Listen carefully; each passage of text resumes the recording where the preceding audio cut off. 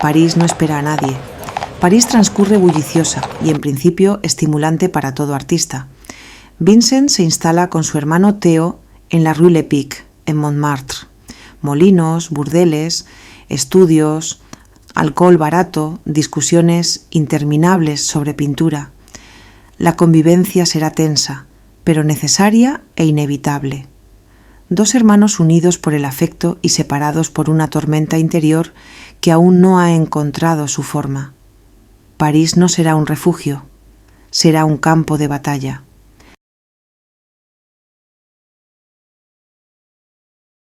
Hay actos de rebeldía que no nacen del ruido, sino de un profundo silencio.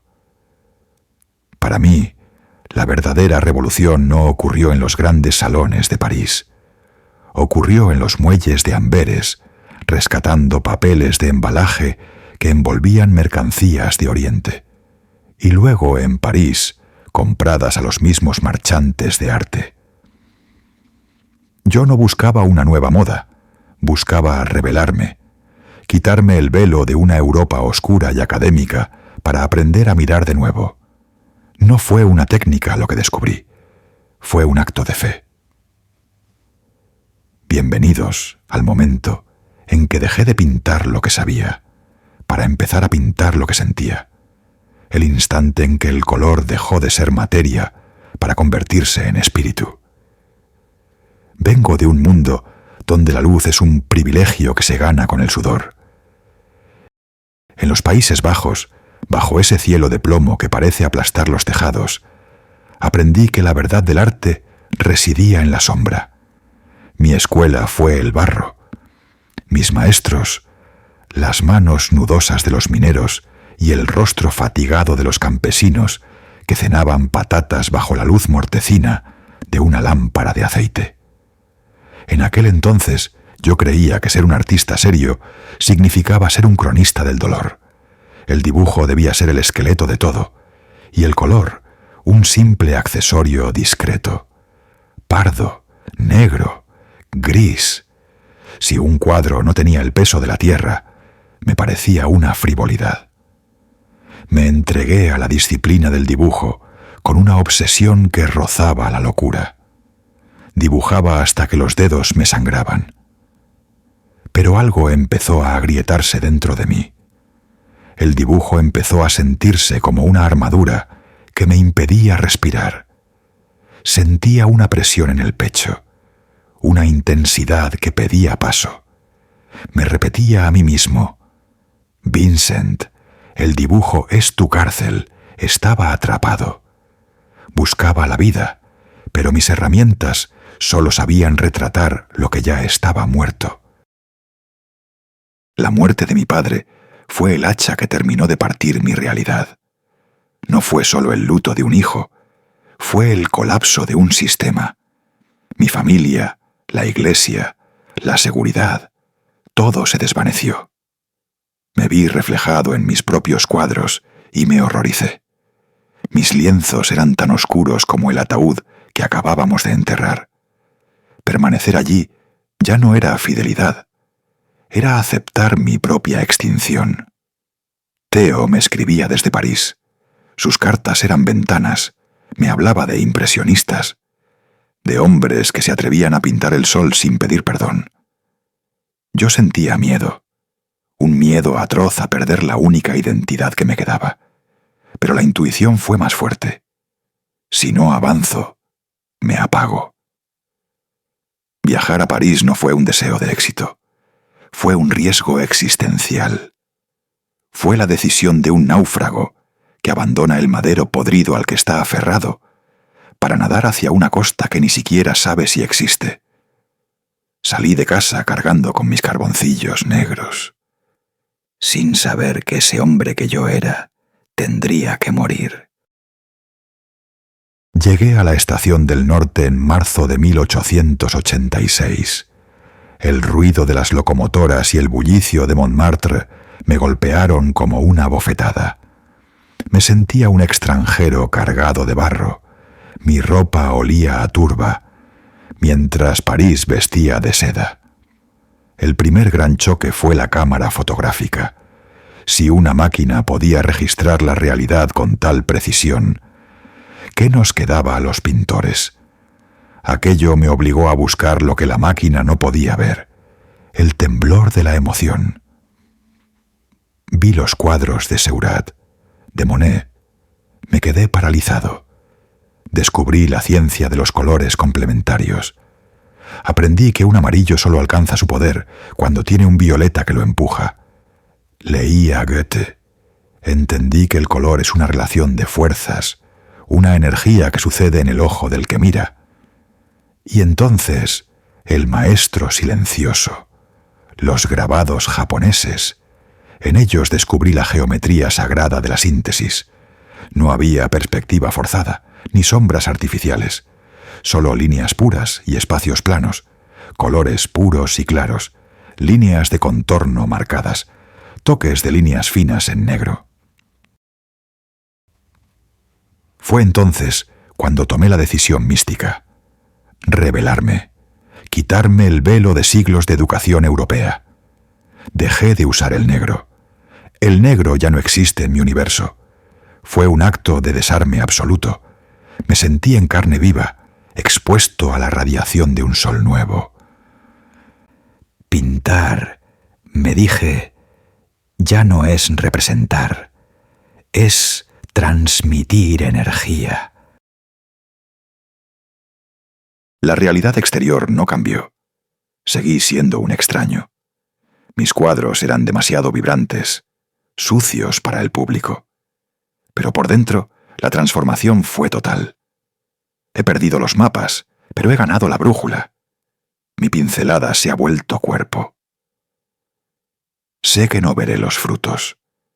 Sé que mi vida será un laboratorio para otros. Pero acepto mi destino. París me enseñó que para pintar el alma de un girasol, primero hay que aprender a ser luz uno mismo. No avisé a Theo. No podía hacerlo. Si lo hubiera pensado demasiado, si me hubiera detenido a escribir la carta, a explicar las razones, a pedir permiso, no habría venido. Y debía venir. Llevaba meses en Amberes pintando calaveras, estudiando anatomía como si el cuerpo fuera geometría, fumando sin parar, perdiendo dientes, sintiendo cómo la ciudad me apretaba el pecho.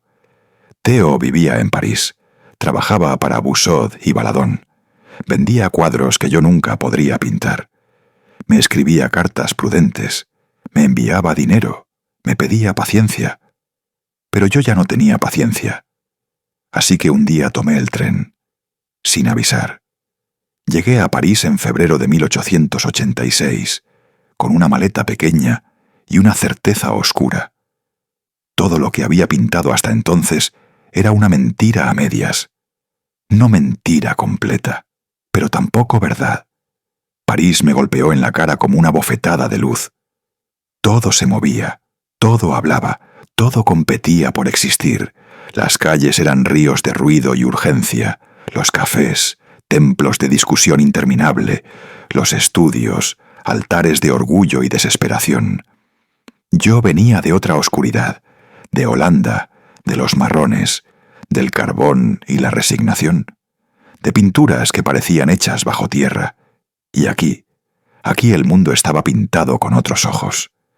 Theo no se enfadó cuando aparecí en su puerta, solo suspiró. Me miró y dijo: «Sabía que vendrías. Compartimos apartamento durante un tiempo. Rue Lepic, Montmartre». Desde la ventana se veía la ciudad extenderse como un organismo vivo, y yo sentía que había llegado tarde, que todos los demás ya sabían algo que yo aún no comprendía. Entré al taller de Cormon creyendo que debía volver a aprender lo académico, como si la disciplina pudiera domar este incendio que llevo dentro, como si el dibujo correcto pudiera salvarme de mí mismo. Cormon era tolerante, sabio, dejaba hacer, pero su taller olía a museo, a corrección, a decoro, y yo ya no quería ser estatua. Allí conocí a otros que tampoco encajaban. Toulouse-Lautrec, pequeño, feroz, con un lápiz que parecía una navaja, dibujando la noche como si fuera suya, como si el burdel y el cabaret fueran la única iglesia posible. Nos hicimos amigos de una forma extraña, sin decirlo, sin necesitarlo. Él sabía lo que era no pertenecer. Émile Bernard, joven, inquieto, buscando líneas nuevas, estructuras nuevas, preguntándose si el arte podía ser síntesis sin ser mentira. Hablábamos durante horas, de Cézanne, de forma, de color, de si era posible pintar la esencia sin traicionar la presencia. Y entonces los vi, los cuadros de Monet, los cuadros de Renoir, Pissarro, Degas, no en libros, no en reproducciones, en vivo, en galerías, en estudios, en casas de coleccionistas que Theo conocía. El color no obedecía, el color respiraba, no describían las cosas, las dejaban vibrar, las pintaban como luz, no como objeto. El agua no era azul, era violeta, naranja, verde, todo a la vez. Las sombras no eran negras, eran azules, moradas, vivas.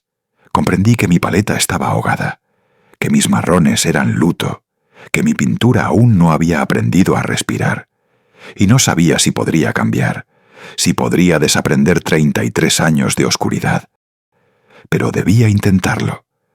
Empecé a aclarar los colores, no de golpe, no por decisión teórica, sino porque algo dentro de mí empezaba a ceder, a romper el negro, a dejar entrar el amarillo, el verde, el azul, como si alguien hubiera abierto una ventana dentro de mí y el aire fresco quemara al entrar. Mis primeros cuadros parisinos eran híbridos, bestias confusas, mitad Holanda, mitad Francia, mitad yo mismo, mitad lo que quería ser. Pintaba flores, gladiolos, rosas, crisantemos, naturalezas muertas con libros, con botellas. Buscaba belleza simple, inmediata, como si el color pudiera curarme de todo lo demás. Pero no era tan fácil. Cada pincelada clara me costaba esfuerzo, como si traicionara algo, como si dejara atrás a mi padre, a Holanda, a todo lo que había sido. Y entonces llegaron las estampas japonesas. Las descubrí en una tienda del barrio latino, grabados de Hiroshige, de Hokusai. Paisajes imposibles, figuras recortadas contra el vacío, colores planos. Japón no sombreaba, Japón cortaba, Japón simplificaba el mundo hasta hacerlo esencial. Planos de color, líneas limpias, horizontes altos. La lluvia no era gris, era líneas azules sobre blanco. La montaña no era volumen, era forma y presencia. El mundo no necesitaba peso para existir. Compré todas las que pude, con el dinero que no tenía, con el dinero de Theo. Las colgué en las paredes de mi habitación, las miré durante horas, hasta que se me metieron en los huesos. Copié algunas. La cortesana de Eisen, el ciruelo en flor de Hiroshige. No para imitarlas, sino para entenderlas, para aprender a mirar de otra manera, para descubrir que el espacio podía ser plano y profundo a la vez, que el color podía hablar sin modelado, que la línea podía ser suficiente. Quería pintar como quien respira sin peso, pero aún llevaba demasiado lastre. París no enseña despacio, París exige. No hay tiempo para dudar, no hay espacio para el titubeo. O avanzas o te hundes. Conocí a Signac en un café. Serio, metódico, convencido. Me explicó el puntillismo como si fuera religión. El punto, la ciencia del color, la paciencia llevada al extremo. Me explicó cómo funcionaba la retina, cómo los colores puros, yuxtapuestos, creaban vibraciones ópticas, que no había que mezclar en la paleta, que debía mezclar en el ojo del espectador. Probé el puntillismo, pinté con puntos pequeños, disciplinados, obsesivos, jardines, puentes, riberas del Sena. Pero mi mano temblaba demasiado para tanta precisión. y mi alma no cabía en ese sistema. Yo no quería ciencia, quería verdad, quería algo más salvaje, más directo, más mío. Y entonces apareció Gauguin. Lo conocí a través de Bernard.